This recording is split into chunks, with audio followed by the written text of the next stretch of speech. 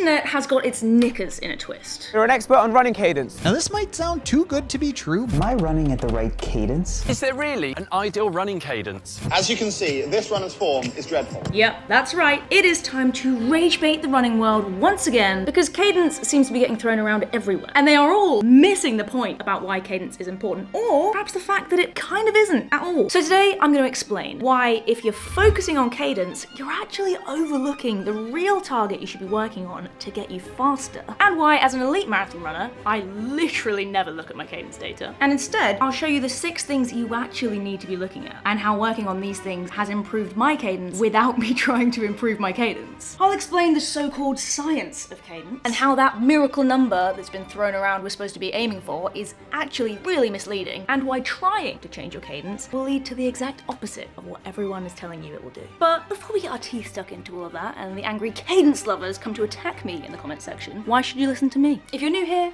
hi. I'm Phily. I'm a 2:25 marathon runner with a lofty goal of representing Team GB at the Olympics in LA in 2028. This is the part where you subscribe to come along for the journey. I'm also a running coach, and this year I'm taking on a new challenge in that arena. Maybe my biggest challenge yet. Coaching my husband to his first ever marathon. More on that guinea pig, I mean Daniel, later on. Oh, and I'm also on holiday in Cape Town right now. And it is absolutely glorious here. Look at that! Let's get a few things straight, shall we? Running cadence is the number of steps you take per minute. It's a pretty key metric that has a big influence on your running efficiency and your risk of injury because of 2 key things that are at play: your stride length and your ground contact time. I'm going to come back to these later on to explain why talking about cadence without fully understanding these 2 things can be really misleading. And also why that magic number that gets thrown around that you may have heard, 180, can do more harm than good sometimes. But first, my pitch, if you will, as to why focusing on your cadence is a waste of time. I'm a professional runner, okay? Objectively, as running standards go, I'm pretty fast. And I've never been told by a running coach to work on or improve my cadence. I have never gone out with the goal of doing that. And to be honest, it's probably a metric I look at from the data on my watch maybe once a year, out of sheer boredom. You know what? I'll humour you. Let's have a look, shall we? Yesterday, I did a 40-minute easy to steady run. Let's see. Average 182, maximum 205. Let's change it up and look at something a little bit faster. This is my marathon PB from 2024 in Berlin. Average cadence 190. And how far back can we go? I was going to take you back to when the data began, but unfortunately my first GPS watch didn't even measure cadence. So I can only go as far back as just over 10 years. Yeah, it's hardly changed. There are genetic factors like your muscle composition, body proportion, coordination that can predispose you to being a more efficient, more natural runner. And maybe I have some of those things, but I don't believe that I was born with naturally high, good cadence. Now I can't prove this, but I do know that I've been working on the things that can lead to this textbook good cadence for, I don't know, 15 years? Because that's the length of time that I've been training and competing as a runner. And that is the key. For years and years, I have been training consistently, stacking days, weeks, months, and years of work to get better. So what I'm trying to say is your cadence and how high it is a byproduct of all of that work. And I'm gonna give you the full list of things you can do, things that I do and have done over these years that have made me a faster, more efficient, less injury-prone runner. And guess what? They all tend to lead to having a higher cadence as a result. Happy days.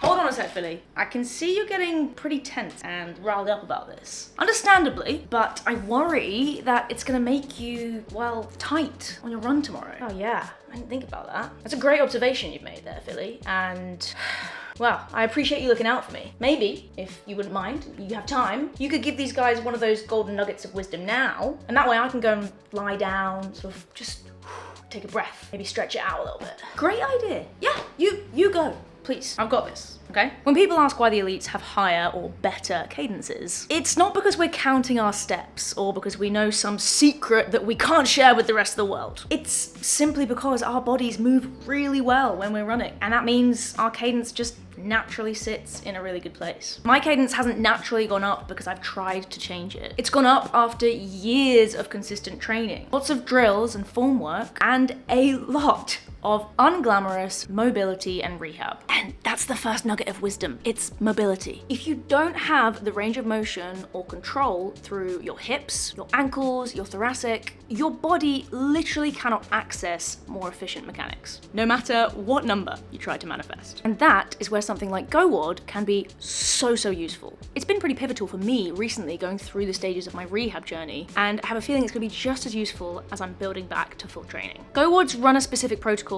aren't about becoming bendy just for the sake of it. We're not trying to do the splits, and you actually need some rigidity to have that spring and power as a runner, but they're about improving usable range of motion so that your mechanics can support you effectively. Better hip extension, ankle mobility, and trunk control equals less compensating, less braking, and a more efficient, more natural rhythm. I like that it uses your own data, so it's personalized. The routines are assessment-based and they adapt over time in the same way that training should. And running those tests and seeing, okay, my thoracic rotation and hip mobility is something I need to work on, not only directs you to the right areas to work on, but it keeps you accountable too. So if you're someone who wants to improve form, stay healthy, and watch your cadence evolve naturally along the way, GoWOD fits really well into this, and I'd recommend giving it a try. You can test your mobility and access their library of over 300 exercises completely for free, and there's also a 7-day free trial for those personalized programs, advanced recovery, and detailed tracking. Check out GoWOD by clicking the link at the top of the description and get that mobility in, guys, okay? It's gonna make your cadence better.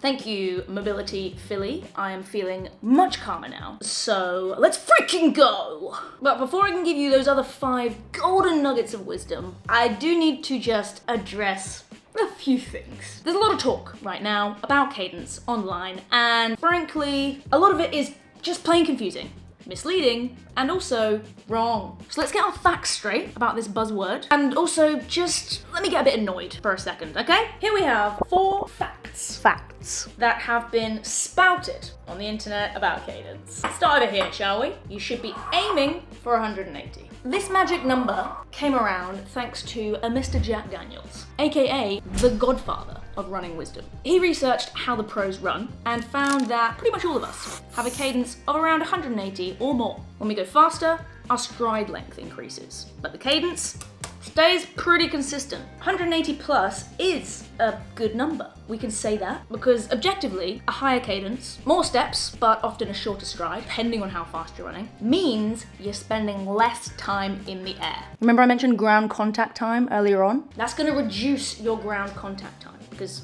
you're in the air more, so you're on the ground less. That means you're reducing the impact, the force of your body landing on the ground. In contrast, a lower cadence, which could also involve a longer stride or even overstriding, that's when your foot lands in front of your center of gravity. That increases braking force, which increases stress on the joints because you're not working with the natural powers of physics. However, 180 or more, that number is the number Jack Daniels found we tend to find among the elite. Telling every runner to just aim for that number, because that's what we see in the pros, it's not gonna work. And don't worry, I am going to explain why later on. So fact number 1, you should be aiming for 180. No. I don't think so. I'm gonna need a towel. I need a towel. Okay. Where do you wanna go next? Should we do this one? Improving or increasing your cadence will help with injury prevention. Okay. Every cell in my entire body does this huge, disappointed sigh when I hear things like this. Yes, an improved cadence will reduce your risk of injury if a lower cadence and higher ground contact time is something that is currently contributing to an increased risk of injury. However, this is sort of like saying running a 10k PB will make you a faster runner. It's backwards! You become a faster runner and then you run a 10k PB. And don't worry, I am gonna continue to spell it out in the right order for you later on with all of those ingredients. Just hang tight, okay? Because I've got 2 more of these to debunk. The other problem with this one is there are natural individual factors that are going to influence whether you have a higher or lower cadence. Things like height. Taller runners with longer legs will tend to have a lower cadence. What kind of terrain you're running on is going to have an impact. How experienced you are as a runner, okay? How many years you've been doing this. There's also your inbuilt biomechanics, the way you naturally move. Ever noticed that you walk or run in a similar way to your mum or your dad? Go figure. Then there's also things like your fatigue on a given day that's going to fluctuate this. The fact is, you've evolved into the body that you're currently living in and the way that it moves for you. So forcing changes to your cadence by trying to make it higher overnight, by just saying, I'm just going to take more steps per minute, that's actually more likely to cause an injury rather than prevent it. Because by doing that, you're just offsetting your natural movement pattern. So instead of, just get your cadence up. That'll decrease your injury risk. How about, here are some ways you can become a more efficient, fitter, faster, and more robust runner. That's gonna reduce your risk of injury, and guess what? Cadence is gonna go up as a byproduct, okay? It's not the first step. This one's related, it's not gonna take long, okay? You can instantly fix your cadence. Okay. Can you instantly access a higher cadence? Yes. Is that going to feel like an incredibly unnatural, forced, unsupported change to your natural gait because it's not your inbuilt rhythm and you haven't actually done the work to retrain your neuromuscular patterns, strengthen specific muscle groups, and improve your fitness? Yes, that's exactly how it's going to feel. Those kind of changes have to take place gradually over weeks and months. And is that not just the very thing I said would be a fast track to getting injured? Yes it is. So let's stop with the misleading quick fixes. Please. Okay, save the best till last. You can run faster without using any extra energy by increasing your cadence.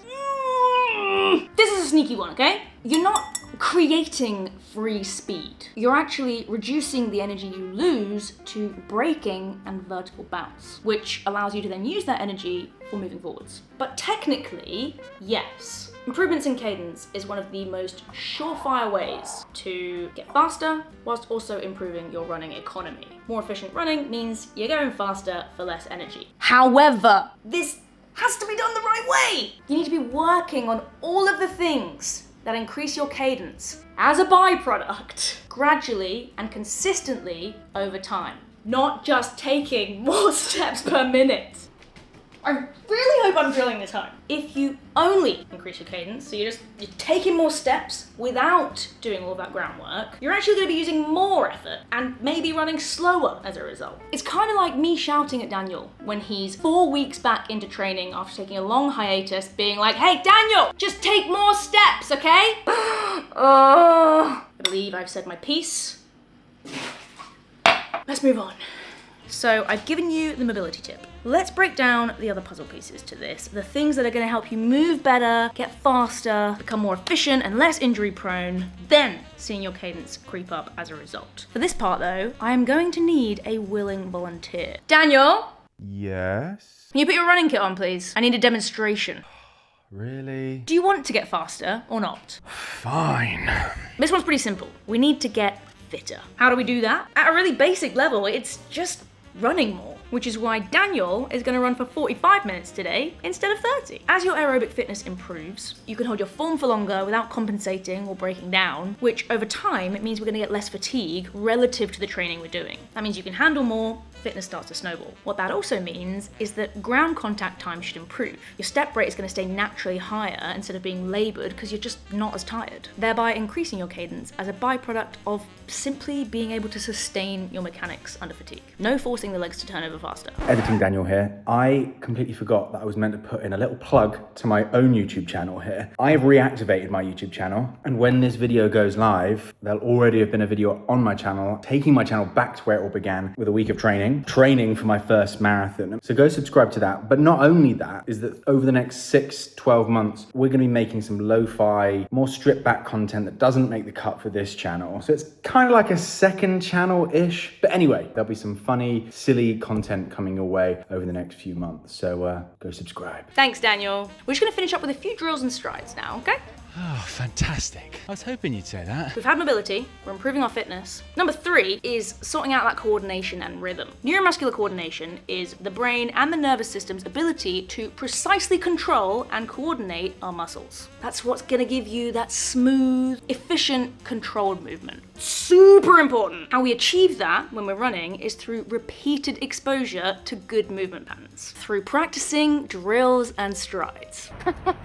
Are these B skips? These are my bread and butter, and I've been doing them 3-4 times a week for as long as I can remember. Isolating running movement patterns trains the nervous system to fire your muscles in a smoother, more rhythmic sequence. Is this how I do it? And over time, muscle memory does its thing, and your body adapts to a more efficient, more fluid, more stable step rate, which is great. And we also love drills and strides, don't we? Am I done yet? Just a few more strides, if that's okay. The next one is something I've touched on before, running efficiency and economy. What exactly does that mean? Efficient runners waste less energy per step. Their contact with the ground is quick, it feels light, it's smoother between every step. It's like they're running over eggs and not wanting to break them. One of the big things that is going to move the needle in this area is working on strides and pace change. So by having workouts in the schedule that challenge your pace variation and really get you to run fast while sprinkling in some strides at the end of your warm-up or at the end of an easy run so that you're being exposed to that fast, efficient, as perfect as you can get it running form. And over time, your body is going to learn a way of moving that is cleaner, it's more economical. And what do you know? Your cadence naturally drifts up. And we see this across paces, whether you're running easy or fast. Those steps are more frequent, and we're not forcing it. We just might have to force ourselves to do some strides. And if you've never done strides before, just try adding them in. 4 to 6 by 20 seconds after an easy run. Make sure you're nicely recovered, you can walk back. We want these to be really good running form. Nice and tall, you're gradually ramping up to about a 90% effort. It's not an all-out sprint. We're just training that muscle memory. All right, Daniel, you can stop now. We're done for the day. I'm done. I think I'd really piss him off if I asked him to do this next one. My 5th nugget for you is strength plus stiffness versus elasticity. Okay, and I'm lumping them all together for good reason. Cadence is limited by how quickly you can load and unload your leg. Both your legs, I guess, because we are using both of them whilst we run. Improving your strength through runner-specific strength and conditioning exercises, shock horror, that's going to provide you with force and power. But your stiffness and elasticity determine how fast you can actually use that force. How fast can your foot be applied to the ground and be returned back up? You need both, and you need them to go hand in hand. Tick off your strength work in the gym, your single leg exercises, your compound movement, your core, we're working on the key muscle groups, and then we want to get a really good balance of stiffness and elasticity, because we actually need both. And I don't want you to get confused here and be like, Hey Phily, you just said we needed mobility. I thought we needed to be flexible, not stiff. I'm not talking about us wanting to be tight or restricted here. Mobility is going to give us that range of motion that we really need. Stiffness is what stops your leg collapsing when you impact the ground. And elasticity is what helps you bounce back up from that position so that you're in the air and, well, running. We need both so that the leg can act like a spring, absorbing the force, staying stable, and then rebounding pretty fast. That's going to help with your ground contact time, which is why this improves your cadence, but without forcing that turnover or sacrificing the quality of that movement. And here's why I wasn't going to force Daniel to do this part. It's hills and a little bit of plyometrics that's going to give you that perfect balance. That's going to improve the spring-like behavior of your legs because they adapt to that bouncing demand. And over time, after repeating those hill reps, incorporating some hills into your easy runs, and putting some light plyometrics into your gym routine, we're going to get better at springing along. And up goes the cadence. And for number 6, here's what you're going to do. Stop comparing numbers. Cadence changes. You probably will see small changes in your cadence depending on your pace, depending on the terrain you're running on, depending on how fatigued you are. You can't change your height, and some of your running style is inbuilt. Comparing cadence across different runners, or even across different paces in the same runner, it's mostly meaningless. What matters is that you're doing what's right for you. Your cadence is going to sit where it's going to sit, depending on the pace you're running and the effort, and how much of these things you're doing and how long you've been doing them for. That's going to help you focus on the things that are actually supporting good mechanics, supporting you to become a faster runner, and not just chasing a number that, in reality, you don't need. So whether we like it or not, our muscles actually need time to adapt to a higher, faster turnover. And even when you do this gradually, it is going to result in a little bit more effort for the first few weeks. And that's okay. And I sincerely hope if you've made it this far, you agree with me and you're not about to go for a run and just try and take more steps. Because if you do, then I've not done my job here. Oh yeah. And love the grind, guys.